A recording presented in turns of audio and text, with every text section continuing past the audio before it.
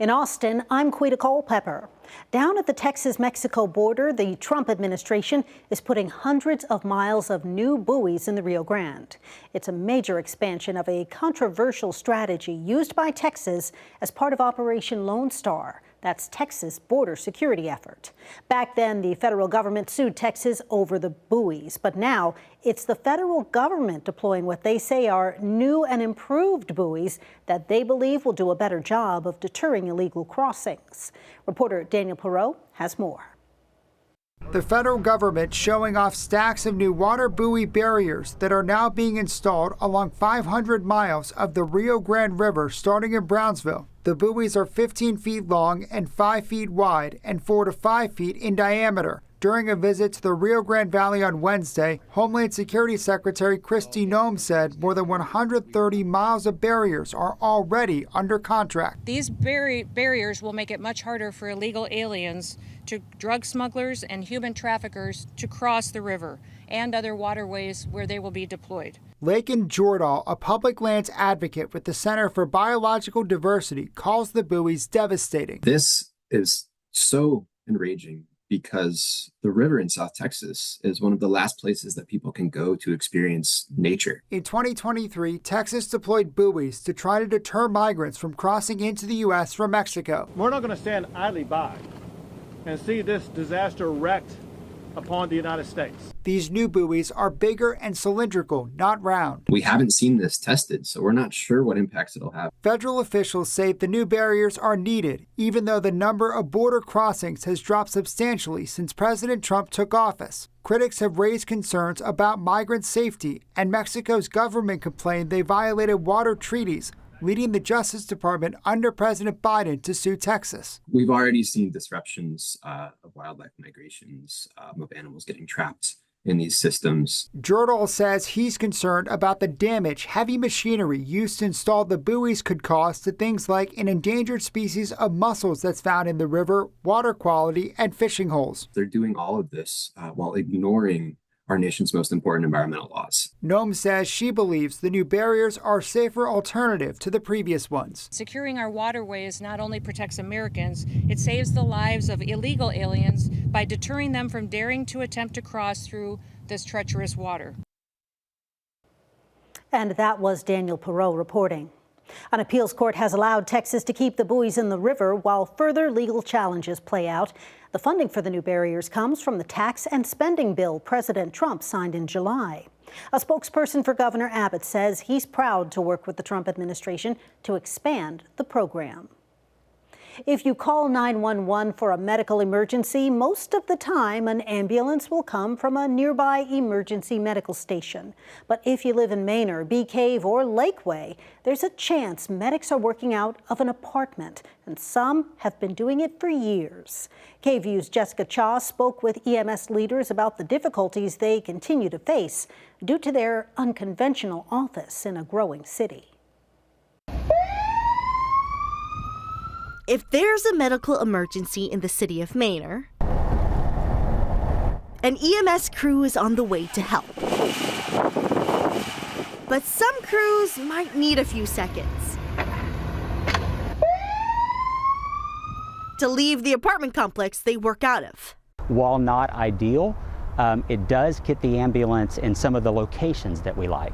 Before this, some EMS ambulance crews worked out of neighboring fire stations in the area they were both assigned to cover, according to Chief Wesley Hopkins with Austin Travis County EMS. But as they grow and have a need for more staff and apparatus, that force the ambulances to have to go look for a home somewhere. And the apartment complexes, because they're readily available in the county, are able to put the ambulance in that geographical location.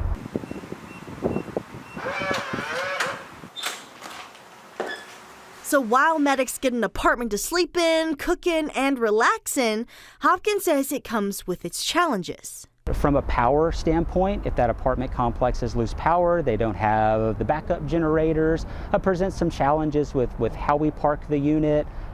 Somebody could potentially block it in. And a few years ago, he says their ambulances used to get vandalized. Well, it's not ideal. We've gotten accustomed to kind of how to operate out of an apartment complex. But as they've grown used to working in this unconventional office, the city continues to grow in its own way. Down the road, a new fire station is being built, and Manor has a new emergency room down 290, potentially driving up calls for service.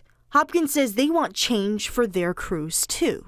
I think the longer we wait, the harder this becomes. And so I would really like to look at a more geographically appropriate location to build a brick and mortar facility for our medics. And I think our medics absolutely deserve those facilities. Hopkins says they're in talks with the new fire station to potentially partner with them once again so EMS crews can get to you in a medical emergency. In Manor, Jessica Cha, KVUE News. Travis County leaders are helping people clear old criminal records as part of the county's 8th annual Expunction Expo. It's for people who were arrested in Travis County but were never charged, or for those who've had their charges dismissed. Others who were acquitted of a crime may also be eligible. Those involved say the process allows people to move on with their lives and have more options when applying for things like jobs, housing, and loans. To date, we have assisted over 1,000 people at our previous Expunction Expos, and helping people clear their records creates more stability in our community and makes all of us more safe. The event is happening February 28th, but you can apply online from now until January 31st. The nonprofit that's helped fund PBS and NPR for nearly 60 years is shutting down. The Corporation for Public Broadcasting announced its closure this week after federal budget cuts pushed by the Trump administration. Leaders with Austin PBS tell KVUE the loss will create a budget shortfall for the foreseeable future. Here's Brianna Perez. Suddenly, okay, we're cultivating this now. From educational programming to iconic entertainment like Austin City Limits, Austin PBS has been a part of Central Texas and on the airwaves for about 60 years. Lean on me, brother. Much of this was made possible through funding from the Corporation for Public Broadcasting. CEO Luis Patiño says that support made up about 12% of Austin PBS's budget. But after losing federal funding, the corporation has shut down. Patiño says the local station now faces a $3 million shortfall each year. We're really blessed to be in Austin, where we have huge community support, where we have things like Austin City Limits, right, and amazing programming, amazing children's programming. And because of that, we get a lot of community support to make sure that we can create the content that they love and have enjoyed for over 60 years. Patiño says thanks to support from the community, they do not anticipate any drastic cuts or changes to current operation. But he says smaller stations will likely feel a big impact. Here in Texas, we have 10 PBS stations. Right now, they're all okay, but I don't know what the future holds for them, right? Especially if you were relying on 50% of your money coming from the Corporation for Public Broadcasting and the federal appropriations. That's a lot to make up if you're in a small market. PBS officials say even though the network will now be fully supported through community contributions, viewers can still expect the programs they know and love. We're not going anywhere. Austin PBS, KLRU, has the huge benefit of massive community support. Will we look a little bit differently? Perhaps. When you lose anywhere from 10 to 12% of your budget, I think it's impossible to look the same. But that doesn't mean that we're going to cut back or scale back on the content that we provide, on the services that we provide. Patiño says they will continue to fundraise to fill the gap. In Austin, Brianna Perez, KVUE News. And those are the headlines in Austin. I'm Quita Culpepper.